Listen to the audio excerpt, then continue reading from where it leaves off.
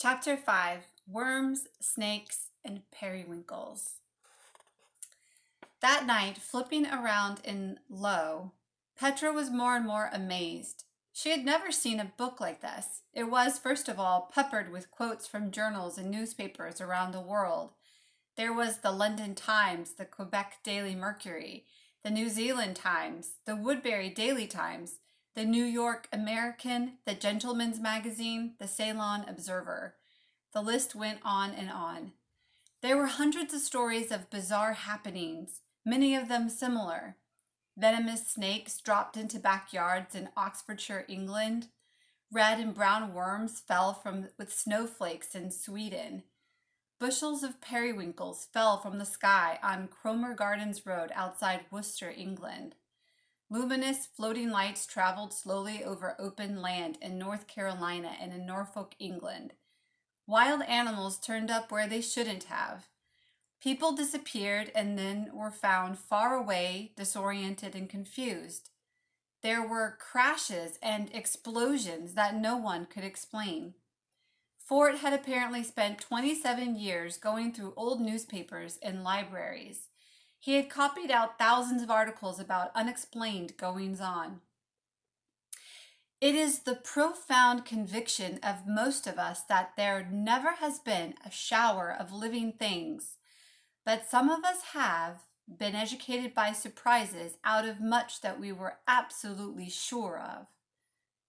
Petra read this twice and turned a few pages. I have never heard of any standard in any religion, philosophy, science, or complication of household affairs that could not be made to fit any requirement. We fit standards to judgments, or break any law that it pleases us to break. We have conclusions, which are the products of senility or incompetence or credulity, and then argue from them to premises. We forget this process and then argue from the premises, thinking we began there. Petra struggled with this language and had to look up the words credulity and premises.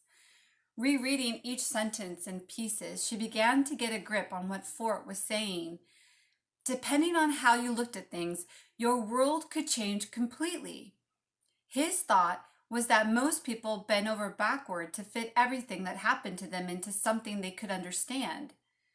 In other words, people sometimes twisted what was actually in front of them to fit what they thought should be there, never even realizing they were doing it. People liked to see what they were supposed to see and find what they were supposed to find. It was quite an idea. And then, see London newspapers, August 18th and 19th, 1921. Innumerable little frogs that appeared during a thunderstorm upon the 17th in the streets of the northern part of London. Farther down, there have been repetitions of these arrivals. There is an account in the London Daily News, September 5th, 1922, of little toads, which for 2 days had been dropping from the sky at Chalon-sur-Saône, France. Could this be true? Why wasn't more time in school spent studying things that were unknown or not understood instead of things that had already been discovered and explained? Miss Husey always asked for their ideas. Wouldn't it be great to go digging for weird facts like Charles Fort did? To try to piece together a meaning behind events that didn't seem to fit? And why wasn't this book a piece of art? She grabbed her notebook and began to write. This object is hard on the outside and bendable on the inside. It is the color of an unripe raspberry, and it weighs about as much as a pair of blue jeans. It smells like a closet in an old house, and it is an ancient shape. It holds things that are hard to believe. There are living creatures falling like rain and objects that float by themselves. People vanish and reappear. It is made of substances that once grew, that once bent in the wind and felt the night air. It is older than trips to the moon or computers or stereo systems or television. Our grandparents might have seen it new when they were young. There was a woman's name in faded brown ink inside the cover. Petra wondered who else had loved this book and why it had ended up outside Powell's. Why had it been thrown away? She would never lose it, not ever. Before closing the book, she looked again for that one terrific sentence: "We shall pick up an existence by its frogs."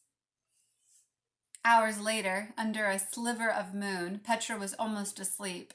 As she rolled over, squashing her pillow into position on top of her arm, a strange thing happened. Although her eyes were closed, she seemed to be looking at a young woman. This person was old-fashioned. She was dressed in a yellow jacket that had been dappled fur on the edges, and her hair was pulled back tightly with shiny ribbons. Dangly earrings, perhaps pearls, caught the light. She had been sitting at a table and writing. Something had interrupted her. Quill pen in hand, she had paused to look up. The woman was gazing directly into Petra's eyes.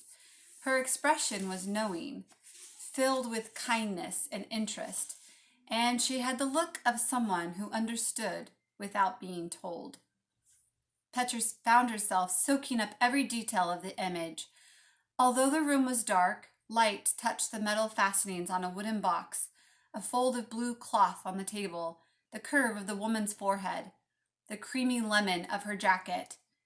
This was a calm, deliberate world, a world where dreams were real and each syllable held the light like a pearl. It was a writer's world, and Petra was inside it. And then, as suddenly as she had appeared, the woman began to fade from Petra's mind. As this happened, Petra felt recognized, as if this person knew who she, Petra Andeli, was. It was a shocking feeling, exhilarating, shivery, true, and somehow inevitable, as if things had always been this way. Wide awake now, Petra thought of Charles Fort.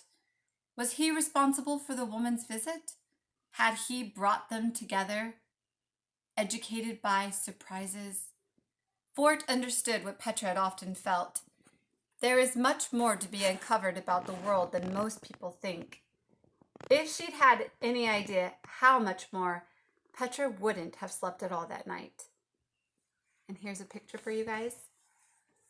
The vision in Petra's mind, the woman. See any interesting details? All right, to be continued.